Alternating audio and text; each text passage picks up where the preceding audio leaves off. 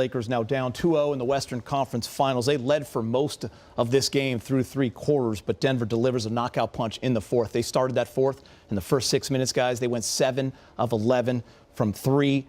Bottom line, Denver just executed better when it counted. The Lakers half-court offense, again, too many lulls. End of the second quarter, end of the third, and to start the fourth. Lakers bad from three again, minus 18 in that department. And really, guys, the Denver Stars, Jokic and Murray, delivered on the big stage at the biggest moments. Yeah. I mean, this is the type of game, as a player, and when you participated in this game tonight and the way it played out, it will keep you up at night. You can relive every mistake, every opportunity. And I think the Lakers, I'm not going to say they gave a game away, but they gave away the opportunity to win.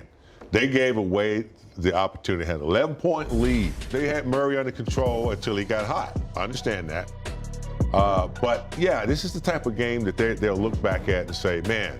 Jamal Murray was electric in the fourth. We'll talk about him in a moment. I want to get your guys' comments here. I think if I could, go off of what Big Game James was saying, I think the frustration, if you're an NBA fan watching this series, it's been phenomenal. I mean, these teams are battling.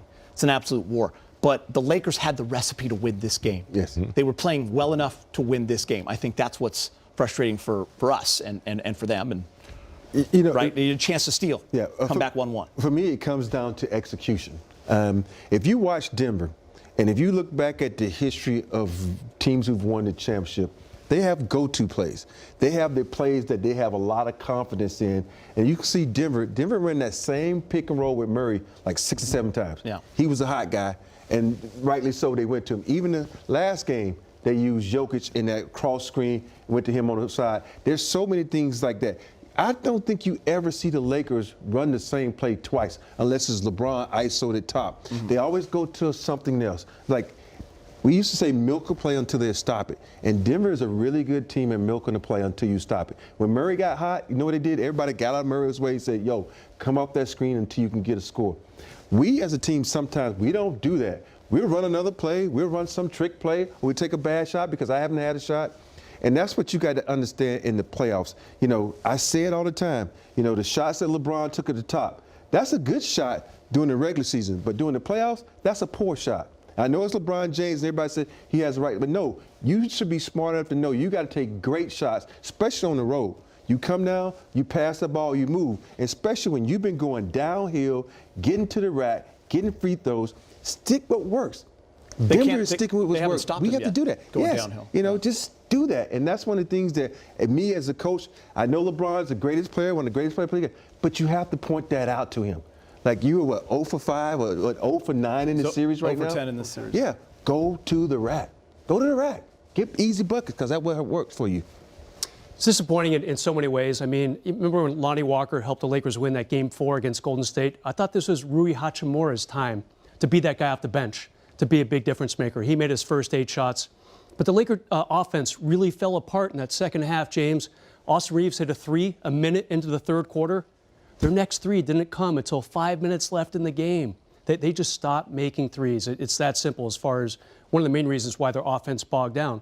A couple weird plays, too. LeBron kind of fumbling that reverse dunk out of bounds. And then the AD, the tap-in, when the official said it was above the cylinder.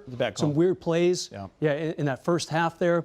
It's just a little bit of an unsettling loss because it looked like the Lakers were going to steal another road game early in a series. And now they lose back-to-back games for the first time since mid-March. It definitely was a little frustrating. Lakers were up 3, and then they get the turnover leads to D'Angelo Russell getting a flagrant, which nobody, including the broadcast, thought it was. You had the AD dunk follow-up that you're talking about, offensive interference. It clearly wasn't. LeBron had a couple, the layup and then the missed dunk, where it just kind of went out of his hands, things you never see, right? And we all felt watching that game, at halftime, they could have been up around 14, but it was 5. Same thing in that third, right? You're still up, still in control. But then the way Denver came out in that fourth quarter and they're launching from 3, and the Lakers, give them all the credit in the world, they still came back. Yes. They still were able to come back. The resilience is amazing. Their half-court defense is amazing. But, they do have to fix some things, guys, because that is a frustrating one. Listen, let's talk Jamal Murray. I mean, that's a the most points in a playoff game in the fourth quarter by a Denver Nuggets since I think 96, 97. He had 23 in the fourth, guys, 6 of 7. He was 4 of 5 from 3, 7 of 8 from the free throw line, 2 steals. And when a player gets going like this, when you're a specialist like he is, your defense can still be pretty good, and he's hot. And that's why he kept going over and over back to him to get the Nuggets back in the game. Once he sees that one go in, especially from behind the 3, but he doesn't depend on that. He can get through the cup just as good. So good execution for them down the stretch. For me, I'm a true believer in this day and age when you got a guy that's hot. He shot about 5 or 6 shots straight, right? Yep. That means nobody has else touched the rock. Blitz him, get the ball out of his hand, and then the guy who's guarding him, face guard him, like he was doing Steph Curry. He's no different. You know, we think of the Splash Brothers as elite three-point shooters. This guy's elite three-point shooter also. And that's one of the things defensive as a time. You need to call a timeout. I know you got very few timeouts, but right now we need to talk about what we need to do defensively. Murray's coming off. Get it out of his hand. Make that other guy rotate to Jokic. Now make someone else. I know Brown hit a couple of shots, and then Porter hit a shot. But you know who wasn't hitting shots? The slam dunk champion. Aaron Gordon. Aaron Gordon. He wasn't making shots. So leave him. You got to pick out someone when someone's that hot. But, you know, we can sit here, we can watch it, and we can analyze it because we, and the TV, we're not the coaches, but you got to pay attention to moments like that. When the hot guy, get it out of his hand, just like he was doing Steph. I must have missed the national narrative. I know we talked a lot about Jokic and that performance on our shows, the post game and then last night as well, and I think it was a huge story. I mean, he played phenomenal. They were praising him in the broadcast, and Denver won that game. I just think people thought the fourth quarter was a great quarter by the Lakers, and it was an awesome game. I think that's what the narrative was, that, you know, they did a nice job coming back. But, you know, whatever you got to do to motivate your team. Yeah. You do that to motivate your team. You do whatever you can to find, to push those guys over that hump, to make them mad, to make them want to go out. And how does your former teammate say it, Michael Jordan? What is that? I use that to motivate me? Yeah. You got to do whatever that. You do, yeah. If you want to make stuff up or feel like you're getting slighted. What coaches do. That's what you do. Yeah. So, let's talk a little AD, guys. 4 for 15. It was one of those nights. Big game James had a lot of bunnies, just in and out shots. Couldn't seem to get it going. Got to give Jokic and Denver some credit as well, the way they defend. But those are ones that, you know, AD wants to have back. Yeah, he got some of the shots that he likes to get. You know, some of the floaters, to get AD in a position to score easier, get him closer to the bucket, set some picks for him instead of him starting with the pick and roll. I think that's because you need him down the stretch. He gets to the foul line when he gets close to the bucket, and that's what you need. Stop the clock. You can't have him not involved down the stretch. You can't overshoot your 3-ball when you have a player like him. Denver has a player like Jokic. They start with him somewhere, and then they either pass out of that or he gets to score. So Lakers got to find a way to make it a little easier for him down the stretch. For me, is if you're not going to use AD, you're going to use him as a decoy to keep him around the basket. Because tonight, the Lakers only have 4 offensive rebounds. That's it. And you got to get extra shots in the playoffs. And if you got your best rebounder, you know, setting the pick, and then you come out and you take a bad shot and he's nowhere near the rim, that's like a turnover for me. And so you got to find a way to keep him around the basket. Even Vando or Rui or whoever's in the game, put him some plays where you attack. And if you take your shot, and if you miss, you got a chance to offensive rebound. Because that's all Jokic does. Yeah. When you attack, he goes straight to the rim, pushes you in the back, gets a position, taps it up, taps it again until he gets control of it. We got to keep Jokic off the board and also attack the boards on our end. Bottom line for the Lakers, they've been great at home. You know, including that play-in win against Minnesota. They're winning home games in the playoffs by an average of 16.5 points. So they have to do exactly what they did in the first 2 rounds, guys. They got to win Game 3 here, Game 4 here, maybe wrestle back some of that momentum that they apparently have lost. Tough one tonight, but they have been really good at Crypto.com Arena in the postseason, guys. Both teams have made their share of adjustments. Big games is just maybe come down to executing, playing better. I mean, everyone kind of knows what you're going to do, right? Well, I mean, Rob said it. I mean, earlier, execution down the stretch. I mean, it's a 48-minute game. Yep. And it only takes 2 or 3 minutes for a team to get right back in it and take a lead. We saw it with Boston a little bit when Tatum was, you know, cold, and then Philadelphia in Game 6. And then he got hot for a moment. we had Murray under control until we didn't have him under control. And then on our end, we didn't, exercise our offense enough to get the best shot that we could possibly get in timely fashion. Down 3, taking threes, turn the ball over. Those are the things you can't do when you're trying to win a game on the road. Robin Brez, hold off because we're going to hear from Jamal Murray. After game 1, everyone was talking about how the Lakers made that great run. They had all the momentum coming in, and everyone was talking about the Lakers as if they were the ones that won game 1. As players, hearing that and seeing how people are still learning about you guys as a team, how much did that motivate you guys? Or how much extra motivation did it give you? You try not to look into it. People are going to talk. People are going to have their assumptions and what they should do and the adjustments they should make. If they see something working, they're going to adjust, and we're going to adjust as well. It's a series. We're going to go back and forth. We're going to make adjustments next game. We're going to watch film and change stuff up. So they're going to do the same. So it's game to game is different. I remember we were playing Phoenix and Coach said in the locker room.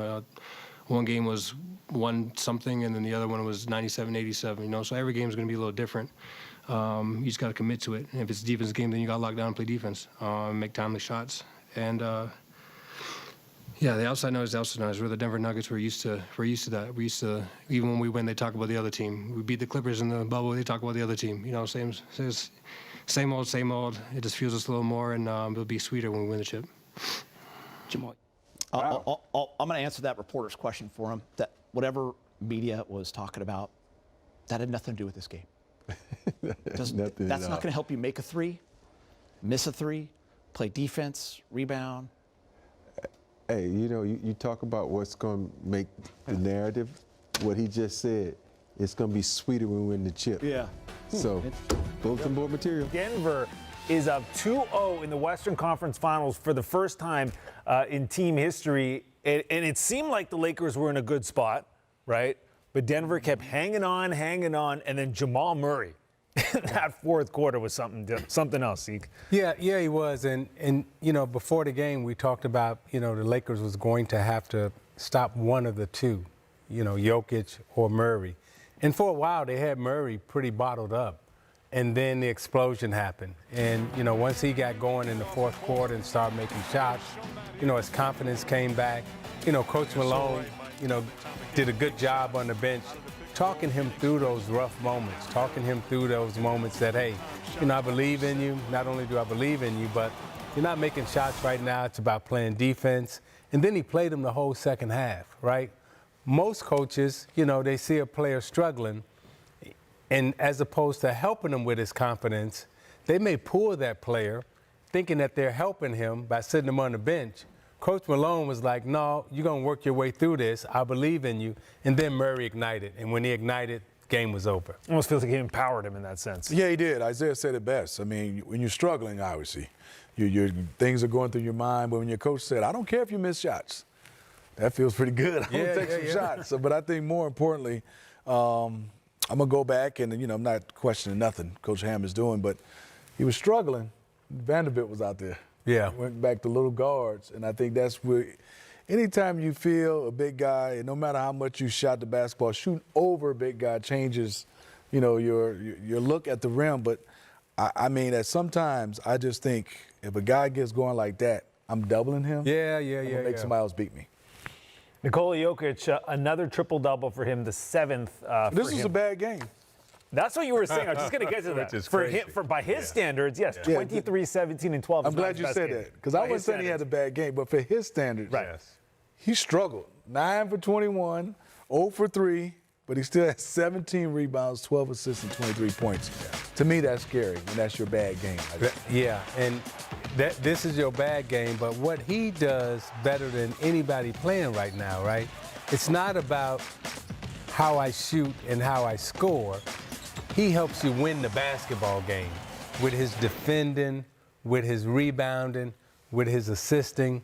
When you look at the stat sheet, right, every single night he's touching every single box. Some players only touch the scoring column, and we say, oh, they had a good game. He scored 25 points. Very rarely do you see a player touch all 5 boxes like Nikola touches all 5 boxes every single night. Well, this stat just got passed to me. Jamal Murray finished with 23 points, as we know, in the fourth quarter. It was his fourth career 20-point fourth quarter in the playoffs. That's the most of any player over the last 25 years. That's special. That is special. Wow.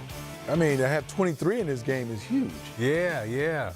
23 and a quarter, and he's 6 for 7. Obviously, he was gassed. I mean, I will say, you know, we've missed this Jamal Murray since the bubble, where how exciting he can be and how, you know, when a guy like Jokic is struggling, Jokic just said it, I miss my closer. He is one of the best closers we've seen in playoffs in a long time. And, you know, credit to Coach Malone again, because, you know, when you got a player like Murray and you know he can ignite at any time, right?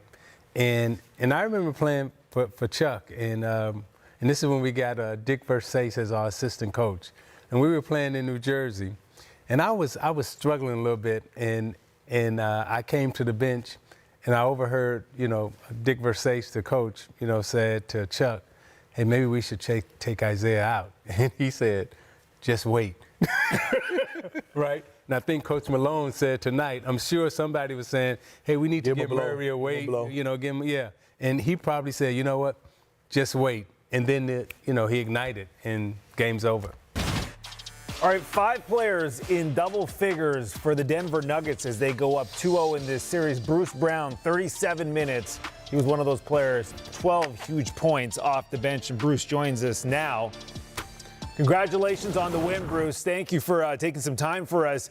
We want to get to Jamal Murray right off the top here. We were talking about his performance, 23 points in that fourth quarter. You had a first-hand seat for that, being with him on the court. What made him so dynamic? He just makes tough shots time and time again. I really didn't realize he had 23 in the fourth until we got in the locker room. But, I mean, he's incredible. He makes winning plays for us, and we always want the ball in his hands, him and Yoke. Bruce, Steve Smith, congratulations. You know, I followed you since your college days down in Miami. We always know you could defend, but back in college, you played a lot of point. You played a lot of offense. It looks like you have that freedom again in Denver. Am I correct with saying the same thing? Yeah, for sure. I mean, our offense in Miami was pick and roll, and I usually had the ball in my hands to make plays. And now I actually get an opportunity to show what I can do here in Denver. Bruce, you protected your home court again, and you got a nice streak going there. Give us your thoughts going into LA Game 3. What type of adjustments you think LA will make, and what would they try to do to counteract the offense of Denver right now? Honestly, I think they might just continue to do what they're doing now. It was a close game. But, I mean, we got to go in there with extreme energy, play a lot better than we did tonight, defend at a high level because you know how it is on the road in the playoffs. So we got to be a lot better. Bruce, you've been outstanding throughout these playoffs. I just want to get your mindset coming into these games and how you've been so productive. I just try to be aggressive, find easy ones out in transition. When the shot's there, take it. But the team got the most confidence in me that I've had since I've been in the league. So they tell me to play my game every night and be aggressive. Hey, Bruce, you know, I played a long time ago, but watching you play, if I was playing against you, should I talk mess or should I not say anything? Don't talk. Don't talk. That's when you wake me up. You don't want to talk. I just wanted to get that question in. Well, that was definitely a point of discussion on Twitter, by the way, Bruce, today with you talking to the Lakers. You can check that out in your mentions a little later, but congratulations on the win. Hey, good luck, Bruce. Thank you. Appreciate it. Good luck. Thank you. That was definitely a conversation going on there with Bruce Brown talking to the Lakers as he comes up with 12 points. Big win, Denver. Now up 2-0 in the series. Once again, they have never been in this position in the Western Conference Finals in franchise history, up 2-0, but they are now. Oh, thank you. All right, so that's Nikola Jokic. Game 3 going on Saturday. Teams who are 2-0 in the Western Conference Finals since 70-71 are 56-6. So the Los Angeles Lakers have their work cut out for them. Zeke, what do they need to do heading into Game 3 to make this a series? You're down 2-0. And when you're down 2-0, right, coming back home to play, the most important thing is that first quarter, you got to come out and establish your confidence. You know, the next day or so, right, they'll watch the film and everything else. But, you know, one or two players' confidence is going to be shaken. And, Coach Ham's got to get those guys ready to play game 3. And if they come out and they start the first quarter out good, game 3, then they got a chance of, winning the game because momentum can shift. But right now, if you look at the momentum in the series, right, Denver has all the momentum and the confidence, and then they just got Murray going again. So game 3 is going to be important. Yeah, I look at it. I think for them is finding a way. I mean, yes, Denver's big, but they're going to have to rebound with them. Just as one of the little nuances. But Isaiah's right. That first 5 minutes is going to be real critical. You can't have an explosion from Joker. You can't have an explosion from Jamal Murray, because then they're going to calm down. Mm-hmm. They'll be like, and then it's a game. So I think Zeke is totally right. That's why you go home. Yep. And that's why you got to know you lost 2. You always want to steal 1, but you cannot lose game 3 if you're the Lakers. So you'll see the intensity rise up from LeBron. I would predict LeBron has a big one game 3. Yeah, Anthony Davis also, because they're 2-6. Again, I mentioned this earlier, 2-6 in the postseason when LeBron and AD combined for 40 or less. No, they can't have 40 or less. They're going to have a bigger night than that. Somebody has to maybe have 40 individually. Yeah.